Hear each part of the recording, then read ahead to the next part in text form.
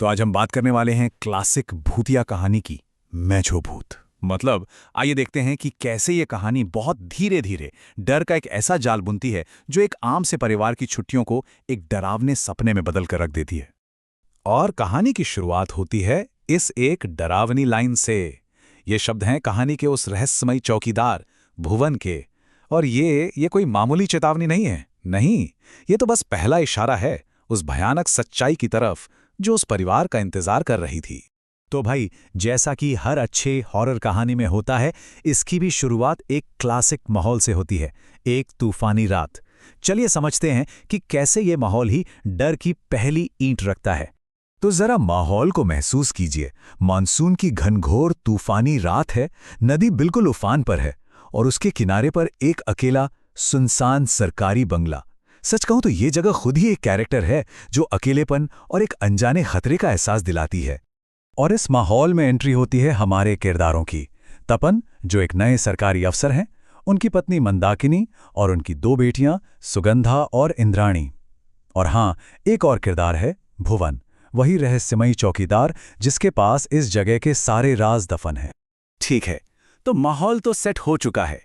अब जरा उन छोटे छोटे अजीब से इशारों पर गौर करते हैं, वो पहली चेतावनियां जो धीरे धीरे उस परिवार के चारों ओर अपना शिकंजा कसना शुरू कर देती हैं। यहां पर जो सबसे दिलचस्प चीज है वो है नॉर्मल और एबनॉर्मल के बीच का टकराव। देखिए, एक तरफ तो परिवार है जो अपने नए खूबसूरत घर को लेकर एकदम एक्साइटेड है, और दूसरी तरफ है चौकीदार भुवन, जिसका बर्ताव बस अजीब से अजीब होता जा रहा है।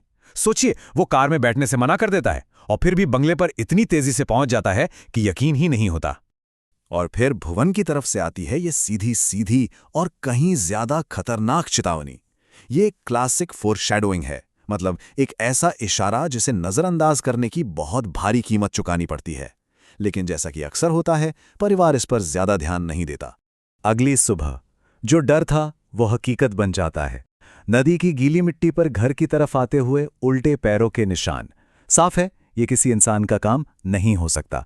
और जब घबराया हुआ परिवार भुवन से इसके बारे में पूछता है तो वो बस वही खौफनाक बात दोहरा देता है, जिसके पांव उल्टे हों उसके कदमों के निशान ऐसे ही तो बनेंगे।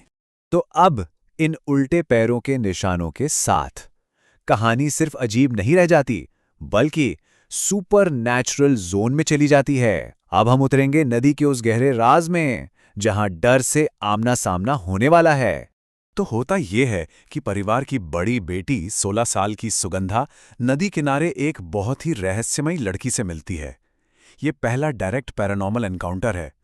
लड़की देखने में तो बहुत सुंदर है, पर उसमें कुछ तो गड़बड़ है। और फिर वो लड़की एक बड़ी अजीब सी खास डिमांड रखती है, मुझे मच्छी दोगी। सुनने में तो ये एक मामूली सी मांग लगती है ना? पर असल में यहीं से कहानी की मेन थीम, यानी मछली की भूख, कब बीच पड़ जाता है। और जैसे ही सुगंधा की बहन उसे आवाज लगाती है, वो पल भर के लिए मुड़ती है, और जब वापस देखती है तो वो लड़की हवा में गायब हो चुकी होती है। कोई निशान नहीं, कुछ नहीं। इस तरह अचानक गायब हो जाना ही इस बात का पक्का सबूत था कि वो कोई आम इंसान तो बिल्कुल नहीं थी। और बेचारी सुगंधा हैरान और बुरी तरह डरी हुई रह जाती है। तो अब तक जो डर दबे पांव चल रहा था ना, अब वो खुलकर सामने आने वाला है। कहानी अपने सबसे खौफनाक मोड़, अपने क्लाइमैक्स पर पहुंच रही है। और इसकी शुरुआत होती है घर वापसी के एक छोटे से सफर से, जो बहुत जल्द एक भयानक सपने में बदलने वाला है।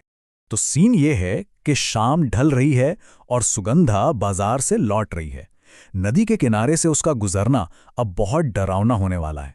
यहां पर राइटर ने जिस तरह से वक्त और लोकेशन का इस्तेमाल किया है ना सस्पेंस बढ़ाने के लिए, कमाल है। सबसे पहले डर की दस्तक होती है एक गंध से। हवा में अचानक सड़ी हुई मछली की एक बहुत तेज बदबू फैल जाती है। उसके बाद उसे महसूस होता है कि कोई परछाई उसके साथ साथ चल रही है। एक बहुत ही बेचैन कर देने वाला एहसास।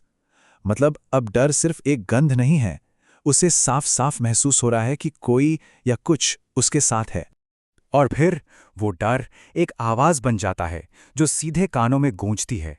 एक ऐसी आवाज जिसका कोई शरीर नहीं है और जो वही एक भूताहा मांग दोहरा रही है, मामा के माच दया, मतलब मुझे मछली दो।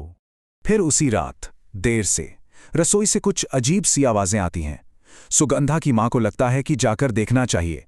बेचारी, उसे अंदाजा भी नहीं है कि वो क्या देखने वाली है। और रसोई के अंदर का मंजर सच में दिल दहला देने वाला है।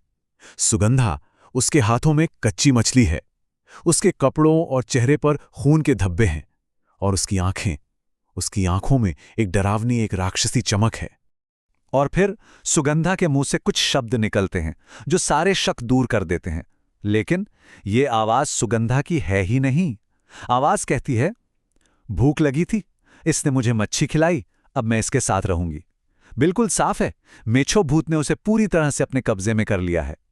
कहानी तो यहां खत्म हो जाती है, पर इसका जो खौफ है वो जहन में रह जाता है। तो सवाल ये उठता है कि आखिर ये कहानी इतनी असरदार क्यों है? क्या चीज इसे इतना डरावना बनाती है? चलिए अब जरा इसके डर की एनाटॉमी को समझते हैं। देखिए, ये कहानी ना क्लासिक हॉरर टेक्निक्स का एक मास्टर क्लास है। सबसे पहले तो आइसोलेशन। नदी के किनारे वो अकेला बंगला परिवार को दुनिया से एकदम काट देता है, जिससे वो और भी वल्नरेबल हो जाते हैं। फिर आती है फोरशैडोइंग।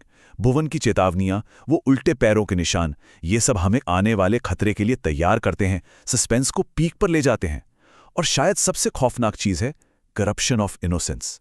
मतलब एक मासूम बच्ची पर जब किसी बुरी ताकत का कब्जा हो जाता है, तो ये हमारे अंदर के सबसे गहरे डर को छू जाता है। और आखिर में ये कहानी हमें एक सवाल के साथ छोड़ जाती है। लोक कथाओं में बसे ये डर आज भी इतने रिलेवेंट क्यों हैं? शायद इसलिए क्योंकि ये हमारे उन पुराने डरों को छूते हैं जो वक्त के साथ कभी नहीं बदलते।